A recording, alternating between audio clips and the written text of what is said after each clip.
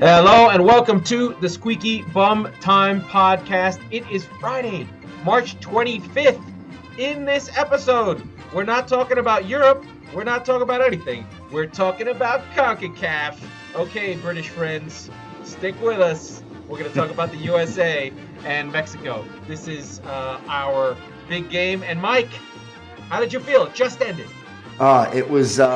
It was the least attractive Mexico team I've ever seen play at Azteca. They were awful. They were so bad that like a third of the stadium didn't even show up. And for those that don't know, Estadio Azteca is basically the highest point in North America, or like close to it. And they built a fucking stadium there, so they have the utmost advantage going there.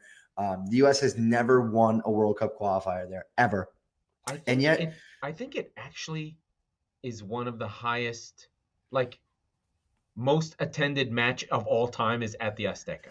Yeah, I mean, they regularly do over 100,000, but it was strange because I've never seen it not completely packed to the gills. And they showed like kind of a shot out view before the game. Traffic jam. They cited that there was a huge traffic jam and the people ended up stopped going in, but still, like, there was a lot of people missing. It was really interesting. But U.S. looked good. Goodish. Not clinical. Christian Pulisic. We will have some nods to European stars in this. Yeah. Christian Pulisic of Chelsea. Yeah, I would say that was awful finishing. The ball is played in. I forget who plays it in, but I mean on the doorstep, and he hits it right at Memo Ochoa, who frankly was probably the man of the match for me, even though I hate that fucking guy. Yeah, I thought what I kept watching was sort of US. If the US didn't make mistakes, like they played out from the back and made some like full on, if you do this at any level, you lose. Oh, you're screwed, yeah. And luckily Mexican players just literally shot the ball over bar. Chucky Lozano shot them into the stands three times. Yeah. Stefan, I don't think really had to make any saves. There was some good like one-on-one defending. I think for the U.S. in a 0-0 draw, I thought Zimmerman was probably the best player who stood out. And then there is one extra standout coming on late in the 60th minute. Gio Reyna is a fucking legend. Yeah, he's great. I mean, but I want before I get to him, whole goddamn team. Before I get to him, just uninspired Raul Jimenez, kind of that spotty tried to dive. Yeah. Well, yeah, but that spotty form we'd seen him with Wolves. He's in the right areas, not anywhere close to the right finish. Chucky Lozano, you already mentioned, was dangerous, but he never really. He had one shot that was really close in the 80th minute or so. But yeah, just nothing with teeth from Mexico, especially at home, was very surprising. And as you mentioned, Gio Reyna comes on the 60th minute, which is great. We hadn't seen him, I think, since the last time we beat Mexico in the Nations League over the summer. He's so good. He's incredible. And the thing is that he basically started to make like a FIFA mixtape video in the midfield. He went around like 6 Mexican players. And not like he went through them because he ran through them. He dusted them. Yeah, he took them on and went past them. Yeah. Amazing. He ends up putting a ball in to number 17. I'm forgetting, he came off the bench. Oh, pre-fork. Yeah, pre-fork. And I wasn't sure how he physically missed it the way he did. Again, similar to where Pulisic was, dead center in front of the net, and he shanked it. He kind of falls over. Yeah, but so that makes sense because he would be shanking it like this and wide to the right of the net, which was the far side. What I don't understand that. To me was that he was trying to pass it back to Reyna. Yeah, That's how bad the shot was, and I think that's what Reyna thought. He's like, "What the fuck are you doing?" Yeah, just put this home, please. Listen, it wasn't Erling Haaland, that's for sure, right? He's like used to passing the ball to Erling Haaland. He's like, "Oh, this guy will finish this. This will be fine. I do this all the time." And meanwhile, in the other game of substance in the top of CONCACAF, Canada goes down to 10 men thanks to 2 red cards early from, what was this guy's name? From Mark Anthony Kaye. In the 34th minute, he gets sent off. That's great for people who bet on Canada. Hi, everybody. Oh, sorry, brother. Oh, that's okay. I'm making more than enough of it on hockey right now. Celso Borges puts Costa Rica up right before halftime. They hang on for the win. So our current table is still Canada up top with 25 points, 13 goal difference. The U.S. and Mexico still tied at 22, and here come the Costa Ricans at 19 points and fourth place. And it's all to play for still. The U.S. comes home. They're actually playing in Orlando against Panama on Sunday. You go. I'm not going. Tickets are $225, and I was like, the U.S. is not worth $2. No, it's not good. No, it's embarrassing. Right, that's right. U.S. men's national teams. So, dear English and European friends, one of the things you don't know about American soccer is our biggest club team by far, and the reason, aside from the Premier League, soccer is big here, are two pillars of football: the U.S. men's national team and the U.S. women's national team. We might be the only country in the world where the women actually deserve more money because they actually win. Yes, the only one. The absolute only one. Right? So our famous players are, hold your nose, Miss Rapinoe, Kari Lloyd. And so they're famous on that side. And then the men's team has really been the entry for a lot of people into football. Our World Cup in 90 becomes the MLS, and MLS basically almost fails in the first 10 years till we kind of go down to 8, go up to 10. Beckham comes in 2000, I guess, 8 or 9. I don't know when the fuck it was. And we kind of have been growing as a Ponzi scheme since. Basically, the league grows based on people buying teams. Expansion fees. Yeah. Right. And now it's Beckham again, by the way. Yeah, you guys don't understand this expansion fees. Think of your football teams as McDonald's, and they find a cool place, and it's all about location. If you can prove that your team, if you have a Schmcdonald's or McDowell's, then they'll let you buy in after you've developed a fan base. Like some teams, like for instance, Orlando had a big team that did really well on their own, and then they got the privilege of spending $300 million to be in the league to get a slice of the TV money that doesn't exist. Yep. So we have our model here is good for owners, bad for fans. It's very well. The fans, listen. If you want to say that that's the worst part about MLS for fans, I got another thing coming for you, because the product on the field is worse for fans. But that's the reason the product is bad is because it's not competitive. It's not. Well, yeah, it's not competitive because the way that it is run effectively is going wider, not higher. And you're basically creating parity in a league that has very little to no skill to begin with. So rather than having 12 teams where you actually have parsed out whatever talent you do have effectively, you now have 28 to 30. Yeah. So it's awfully silly. But yeah, anyway, but that's the sort of basis that actually the U.S. and Mexico live in. They're the two best teams in the region. But I think the tangent you were going down was that the ticket sales, right? Because the tickets are so expensive. Right. You don't have that over there, right? It's hard and fast. This is the ticket sales. These are the resales. You can't. It's illegal, as you, the listener, know. Over here, it is literally there's no cap. Now imagine. Right. In fact, Tottenham is actually Tottenham's a great parallel for this, because from what I understand, they have one of the most expensive season tickets in the country. Granted, they're in London, whatever, blah, blah, blah, new stadium. But the product on the field is certainly not befitting of what they charge relative to other clubs. Now, find the U.S. men's national team. Now, I'm talking about secondary retailers, right? So scalpers, if you will, that have been legalized in big business here in the U.S. But even the face value price was like $150 in a small stadium. I've been there. It's nice. It's a good place to see a game. But my goodness gracious, on a Sunday afternoon. What I was trying to jump up out of was that the U.S. men's national team is used to fund everything. So we charge an arm and a leg. It's like this almost like fake charity. Like, oh, come see the U.S. men's national team in a city near Mexico so we can make a lot of money and have no Americans there. Right. And very rarely do you have a true home game in the U.S. Ever. There's a few places. I think that they'll do a good job in Orlando just because there's so few seats. Relative to like a football stadium, or like, and it's Latin, but it's not Mexican. No, right. Anyway, the game is a lot on the line for the U.S. Yeah, the game itself, our friends in Canada had a hard time, but they're clear. We're excited to see them in. We've got this Mexico game. I would say I have another comment on it in a positive sense. It was a really professional performance. I thought it was strong from the U.S. It was not, aside from those little errors, I would say. there was good control, especially down the last 10 minutes when Berhalter sort of was like, okay, we're not winning this game, but we're definitely not going to fucking lose it. Brings on the extra defender. And it was tight and it was clean. And even though I did see guys get sucked into the ball, I'm like, you're playing with fucking 5 at the back. Why are you going over there? Stay here. And then you see the Mexican guy just run into the space like, you fucking guys. But I think the bigger story is Mexico's bad, like you said. Yeah. They're just, I looked this up.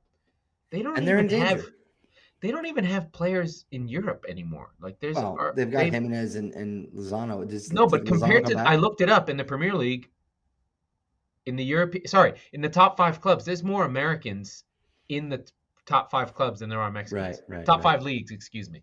So, and almost 2-1. I think the U.S. is now in the top 10 of countries in terms of groups. I'm going to look it up right now. But I found that interesting and shocking. Like we in the U.S. have talked about this a lot, but in terms of international, in terms of who's what and makes up the 5 leagues, I think Mexico might be ahead in minutes, but not in players. So I'm going to look at this. In the top 5 leagues, it's Spain, France, Italy, Germany, England. Now, granted, they are the top 5 leagues, but it does sort of say, Spain, England only has 277 players, and Spain has 517. I think Spain has a lot of them outside the world. And then Brazil, which doesn't even have a country in the top 5 leagues, has 106 players. So, but as you go down, the United States is number 22 with 29 players in the top 5 leagues for 21,000 minutes. So Brooks, John Scally, Busio, Sargent, although Sargent is fucking terrible. Reyna, McKinney, Dest. Pulisic. I mean, Dest is a big deal. Dest. And a couple goal covers. But you don't find Mexico until, let's see, Mexico. Why can't I write Mexico? Where is it? Oh, Mexico's number 43. There's only 10 players. Yeah, no, that makes sense. That's nothing. No, I know. And it bears out because there really is not a lot of impressive talent in that side. It's limp. Is the and way it's I the would same look at group. It's Jimenez, it's Arejo, it's Vasquez, it's Chucky Lozano, Guardado, Herrera, Corona, Macias. I mean, I don't even know who some of these guys are in the back end. I mean, this is a country of 150 million people. There's only 10 players in the top 5 leagues. To give you a sense of who's around them, it's Slovenia, Tunisia, and Kosovo. Do you know what I mean? Like Kosovo. Let's fucking the place now. that Granted, George Bush Mexico's invaded. far away. I get it, and there's probably rules and whatever. But like, Japan has more players than Mexico does. Yeah. Do you know what I mean? Like, that's bad. Well, here's some good news for the Mexicans because they have 2 games left. They have Honduras away, and they have El Salvador. So I think that they'll be fine. Mexico and El Salvador at home, which is going to be obviously at Azteca. So they sit in 3rd with 22 points. Effectively, you can say that the line now comfortably is 24. So one more win gets either the U.S. or Mexico in. However, Panama at home and Costa Rica on the road is not an easy draw for the U.S. Yeah. So, Canada's home and host. They're fine. No, I know. Canada's home and host. And this is, by the way, going off of what you could still be in the 4th spot in the playoff. Because I think you're going against Peru. Right. Well, anyway, point being that that's the line. 24 is to get to we do have to talk about goings on in UEFA land. Yes, we certainly do because there was some interesting things going on over there as well. So first things first, this was playoffs. These were second place teams within all the groups. So a lot of teams have already made it. I honestly think that of the I think it's like 137 teams make the World Cup. There's only like 5 spots left up. And 2 of them I think are in Europe. So we had Sweden and Poland. Sorry, not Sweden and Poland. We had, Russia and Poland canceled. Poland advanced. Russia's out. And then Scotland and Ukraine is currently postponed. But we had Sweden go through on go to the next round on a last-minute winner against the Czech Republic. They will face Poland. That's a really evenly matched, and this is to go to the World Cup. And then Portugal defeats Turkey pretty easily. It was a fight. Turkey's weirdly good, then weirdly bad. I can't make heads or tails of them. But we were all waiting for this showdown of Italy versus Portugal. One of them wasn't going to go to the World Cup. But North Macedonia defeats Italy. North Macedonia. Not South Macedonia, not prime time Macedonia. With an injury Macedonia. time, Alexander Trzaskowski goal in the 92nd minute to break Italian hearts, not just for the first time, for the second consecutive World Cup. The Italians, I want to repeat that, will not be competing in the World Cup, and they will have to wait until 2026. And the last time they were there was 2014. Holy shit. But look, even crazier. They're European champions. Within the last 18 months, they were on they had like in 2021, in 2020, they were on a 15-game winning streak. It literally, they won the Euros and collapsed. Right? They were on the up. I mean, they were the best, most exciting team in the Euros. We saw a narrative-changing Italian team where you're like, what is this version of Italy? Right. Because this is fun. Like, they're attacking. They're going at people. And even within the context of this game, they put 30 shots on goal.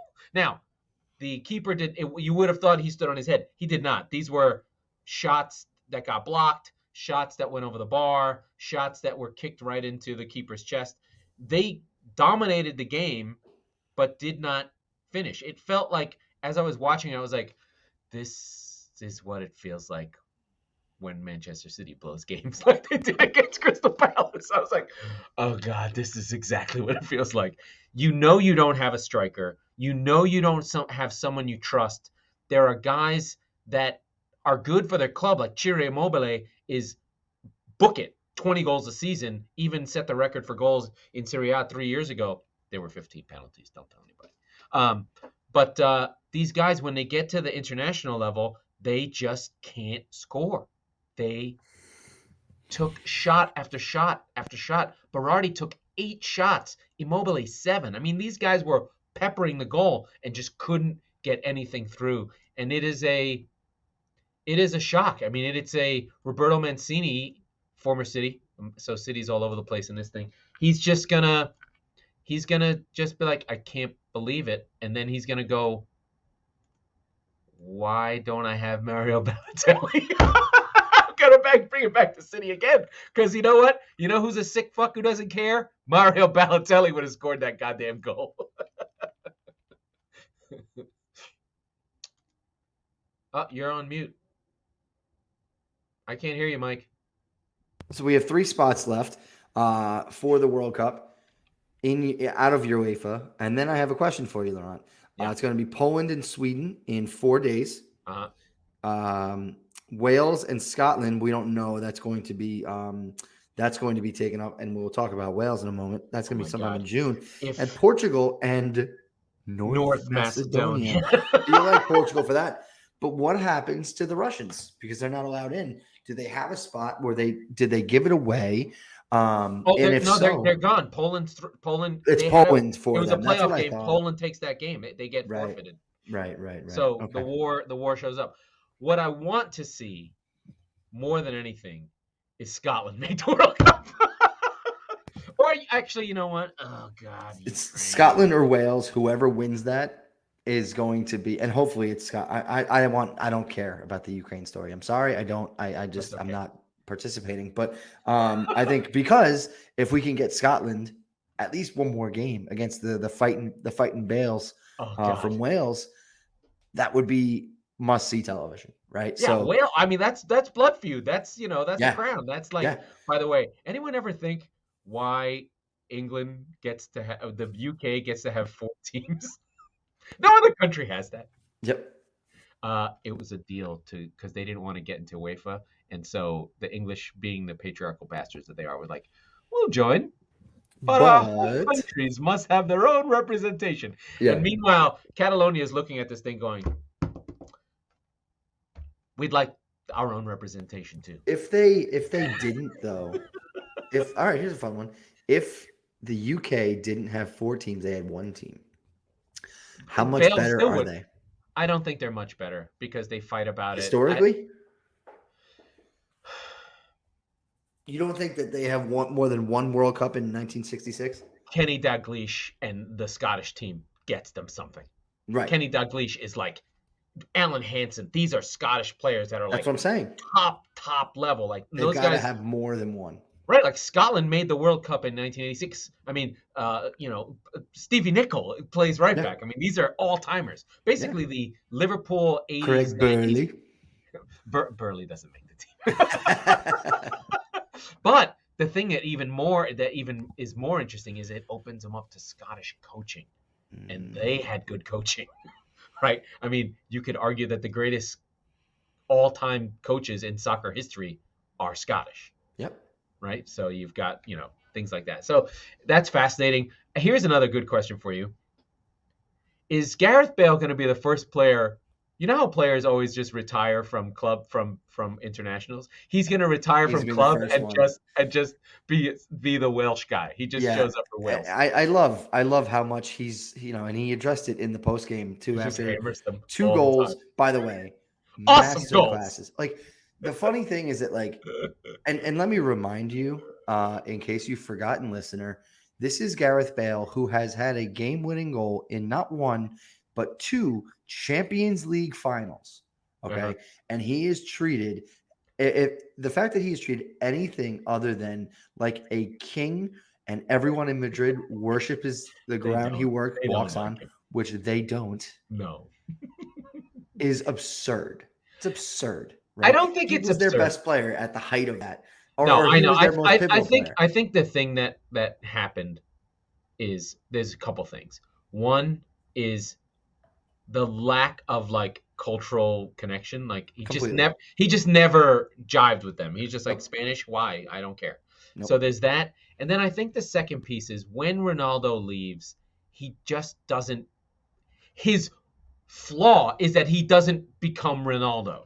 Which nobody can become Ronaldo, right? Sure. So Ronaldo leaves. They expect Bale to step into that space, and he can't do it, forcing them to buy Hazard, and then Hazard is a catastrophe. So they blame him for that. Does he get injured too often? Does he? Yes, absolutely. Yeah, but let me just. Okay. They needed him. We missed talking about the Clásico. It's like they're dying for him. He's not on the bench. Yeah. Like, Benzema gets hurt, they don't play him. Like, I just don't understand how you can treat someone who's won you the biggest game in world football twice. How it'll never make any sense to me. But so anyway, he scores 2 goals today. Good goals. Great goals. Yeah. He pushes Wales past Austria by himself 2-1. And obviously, as I mentioned, they are into the playoff round now. But he taunts basically Real Madrid with his goal celebrations. Amazing. And then in the press conference, someone asked him, "Are you sending a message?" And he's like, "There's no message. Like, they're not worth my time, essentially." And I went, "Oh, just come back to North London where you're loved." The real crime was that he didn't get to play in front of the fans at all last season. Yeah. And he would just get a hero's welcome. He was really effective. Now, were they garbage time goals? I don't know, but no, not all of them. He was the highest goal scorer per 90. Highest goals per 90 in the Premier League last season. And he had like 12 in limited roles. And this goes back to Jose. He was one of those guys who was and then wasn't in Jose's like doghouse. Mm-hmm. I didn't understand it. You could never try to understand shit like that. But when he put him out there, he got results more often than he didn't. And I would welcome him back. I would love to have him back. The thing is like, now, he would be a guy you roll out, right? Like, it's like game on the line. Like, you don't want him ahead. You don't want him for Spurs want him starting right now. All the time. You don't want him ahead of Kulusevski. No, not at all. You don't. And you know what? He strikes me as a guy that Conte would be like, "Get the fuck out of here."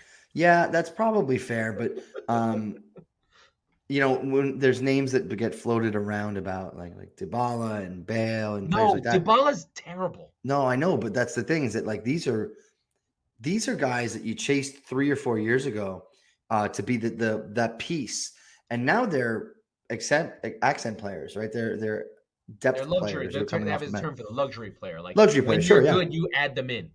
right? When Right. you have a core that's strong, the culture's Right. strong, you're like, let's bring a little Bale in here. Let's bring a little this. Exactly. And you bring those players in. So for when Kulusevski is playing 3 games in a week or Sonny gets hurt or whatever, you can move them around. And that's something that Spurs, frankly, have never, ever had. Yeah. So they never had that depth. Yeah. Yeah. But all these players are available. Don't tell me about Laurent, you fucking cock. Yeah, Laurent was a luxury player, right? Okay. He scored but he came out, he did stuff. He did do stuff. I think the most interesting thing that he did in that Champions League run was in so much as he did with his fucking arm. No, it wasn't. It was the way that he disrupted games just by being an aircraft carrier, similar to Marouane Fellaini in the United years. He would he was a midfielder, but he would just go up because he was 6 foot. But they just 14.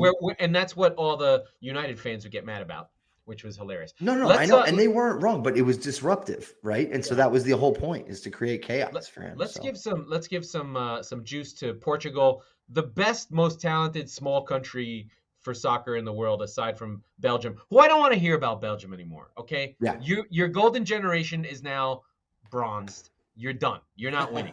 Okay, it happened. It's over, right? Because their defense is still Vertonghen and Alderweireld. I'm like, this isn't happening. Yeah, you guys are done. So that's not. But what I find interesting about Portugal is they still play Ronaldo and they can't not play him, and he fucks up their whole team. That team is so good, and Ronaldo at this point holds them back.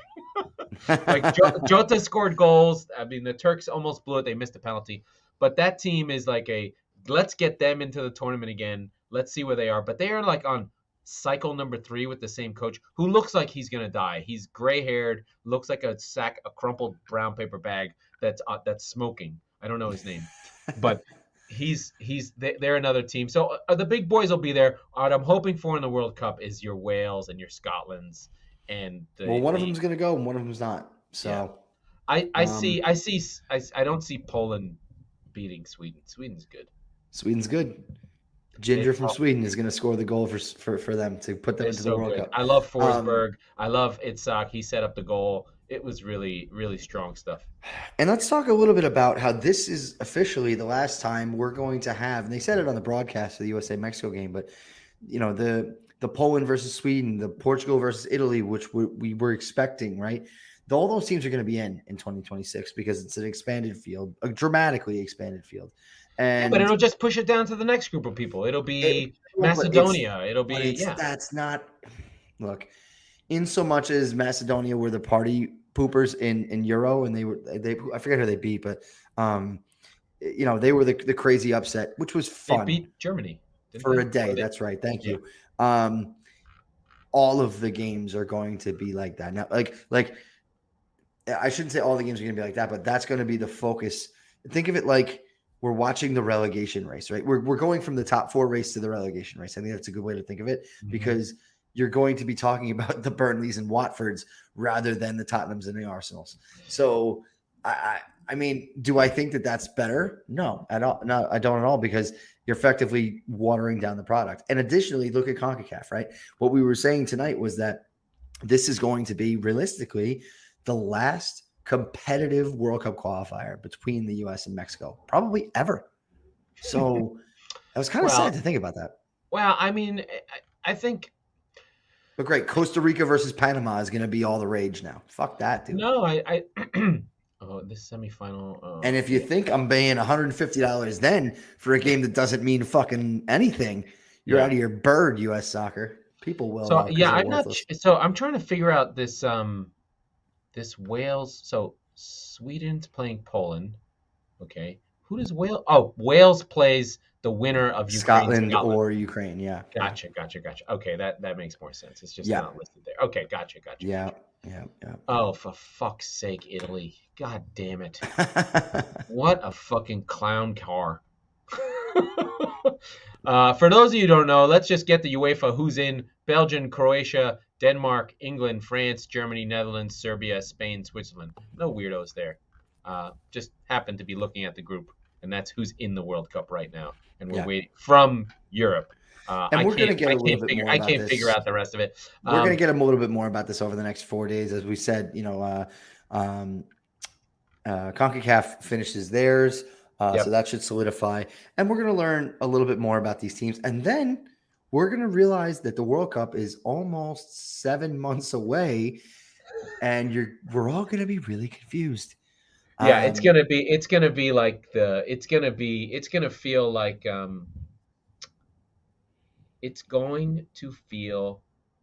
the behind closed doors season that was bizarre and started. I hope not, but it is, isn't it? Oh, we have another thing. We have to pour a little out for referee Mike Dean. Oh, that's right. who's leaving the Premier League after 22 seasons. I've heard him interviewed. Listen, it goes back to that funny thing we talk about. There's so little to talk about with football sometimes that we do have to talk about silly things like referees and how they act. They're part of the fabric of the show, right? There's only 10 of them. We know who they are. They all drive us insane. But I was reminded that they're actually really, really good, as much as they drive us nuts. In watching the NCAA basketball tournament and how people complain about referees in the NBA, when you watch a league lower, you really find out how bad it is. Yeah. Or you watch CONCACAF and you're like, what is going on? I actually thought the referee tonight was quite good, but your point was well taken. He gave a yellow card for diving, which was yes, I enjoyed that. I always, when I think about umpires and poor displays of umpires or referees, my mind goes to the Little League World Series all the time, because you watch, first of all, these kids keep their composure. They're 12 years old. They're on national television. And the guy just calls a strike 6 inches into the next batter's box. And you're like, what the fuck? I couldn't hit that with 2 bats, asshole. And so for those that don't know, it's a 12-year-old baseball championship that takes place in a small town in Pennsylvania. It's very cool. And it's very cool. And they fill up. There's like 10, 15,000 people who come see this. It would be like if there was a U12 World Cup of England. Right, exactly. And it's annual, right? And there's an international side, and then there's the England side, right? So you watch teams from your hometown and cities basically compete against others, and then you play the best team from Japan usually, right? So Taiwan. Or Taiwan, right? It is interesting. But you get these volunteer umpires. They always brag about this, right? They're always like, oh, these guys, they're not doing it for the pay. They're doing it for the love of the game. I'm like, well, maybe you should fucking pay them, because they're horribly bad at their job. It shouldn't matter. But they're nice guys. But like, dude, that almost hit the backstop and you called it a strike. Like, I don't understand. Well, what's going on here. As a person who watches USL San Diego games, we lost in El Paso this week on Wednesday. Let me tell you about bad refereeing. I mean, the thing that's nice is like you're at the game and there's no VAR. Like VAR is a scourge. And like there was a moment in the Macedonia game where they were checking a handball after they scored that goal. Could you imagine if they chalked that off? I mean, they would have called NATO to fucking bomb that. They would have been like, we want in on NATO, and then Putin would have invaded. Can you give us MiGs from Poland? No. Yeah. Oh, you can't? Okay, sorry. Yeah. Jesus. I hate joking about war, but I don't know what else to do. You always joke about war, just not contemporary war. That's your problem. Yeah. But I'm not like dusting off my Desert Storm shit. Like I'm not storming Norman Schwarzkopf. That guy's not funny. They had that shit on lockdown. You need stuff to be known, otherwise it's not funny. Yeah. Although Abu Ghraib prison, that's pretty funny when they made those guys dress up in like clan hoods. That's not funny either. Jesus. We're going off the rails. We're only 33 minutes in. I don't know what the fuck.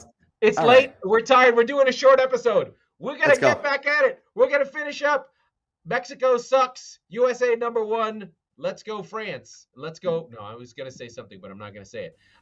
That was the Squeaky Bum Time Podcast with Mike Slater and Laurent Sportins. We are the football wing of the Chop Sports Network. We record on Tuesdays and Fridays, so be sure to subscribe wherever you get your podcast so you never miss a show. And please write reviews. You need them. Even if we're bad, even bad ones. No, don't write especially bad ones. Only good ones. All right. Bye. If you've gotten this far, write us a bad review. We will love you for it.